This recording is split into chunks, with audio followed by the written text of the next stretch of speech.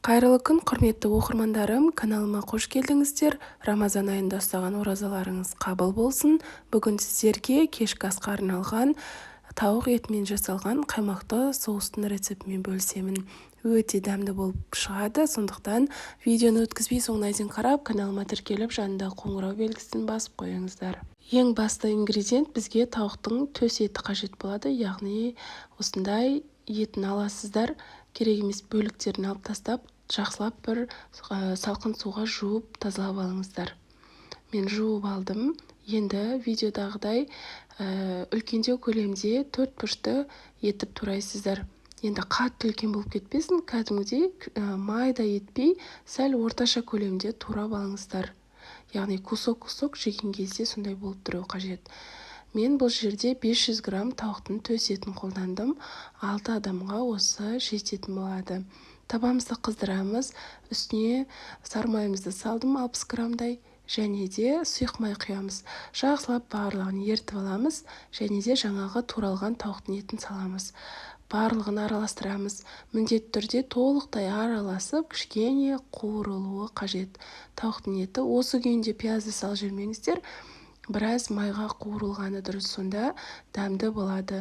Егер сармай жоқ болса, кәдімгі сұйық майға жаңағыдай қуыра беруге болады.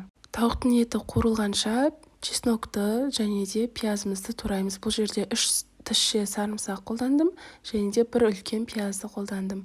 Барлығын майда етіп, 4 бұрышты етіп турап аламыз. Енді міне көріп тұрғандарыңыздай тауықтың еті қуырылды. Үстіне сарымсақ пен пиязымызды саламыз, жақсылап қуырамыз. Міндетті түрде пиязымыз қуырылу қажет. Оттың асты орташа көлемге қойыңыздар. Осы арада соусын дайындаймыз. 160 грамм дүкеннің 20% қаймақ қажет болады. 300 грамм кәдімгі краннан алынған салқын су, және де 1 шай қасық тұз және қара бұрыш қажет болады. 1 шай қасық тұз кішкене тұздылау, басымдылау болады. Жарты шай қасық салсаңыздар да болады тұзды. Вилканың көмегімен бірінші жақсылап барлығын араластырып аласыз. Үстіне 1 ас қасық ұн саласыздар. Және де барлығын бір келкі етіп араластырасыздар.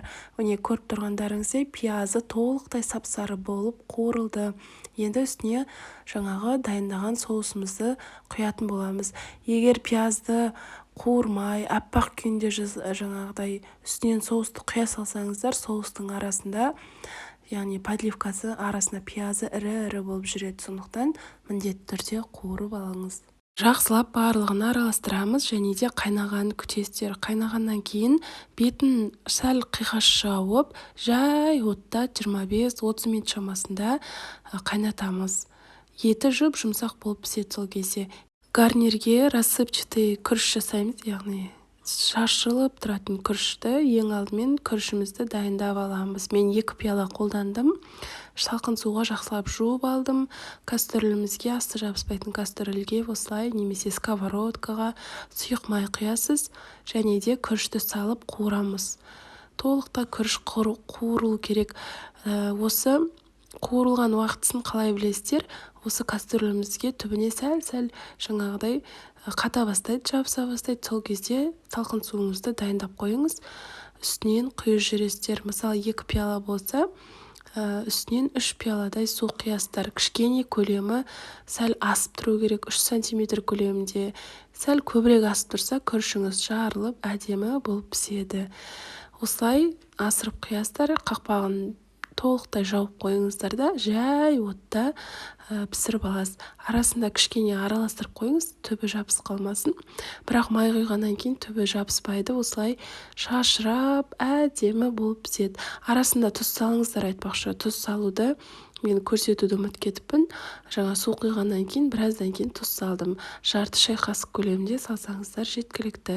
Соусымыз піскеннен кейін үстіне осындай укропты ұсақтап, әдемілеп турап салып, барлығын араластырып қоямыз. Осымен біздің тағамымыз дайын болды. Күрішті арнайы формаға салып, осында мен бокалға дайындадым.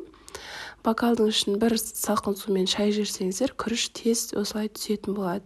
Енді жанына подливкасын салып, дастарханымызға ұсынамыз. Балалар да, үлкен кісілер де барлығы сүйіп жейтін осы тағамды міндетті түрде жасап көріңіздер. Асқазанға қорытылуы жеңіл әрі өте дәмді. Кәдімгі ресторандағыдай тамақты жегендей болып отырасыздар. Міндетті түрде осы рецептпен жасап көріңіздер. Өте оңай жасалынады. Егер видео ұнаса, төменгі жақта поделиться деген бөлім тұр. Соны басып, WhatsApp желісінде чаттарға, группаларға бөлісіп қойыңыздар. Сондай-ақ каналымда өте дәмді кешкі астың түрлі осындай қою тамақ, сұйық тамақтардың түрлері бар. Сонымен қатар салаттардың, пирогтардың рецептілерін таба аласыздар. Каналыма міндетті түрде тіркеліп алыңыздар және жанында қоңырау белгісін басып қойыңыз.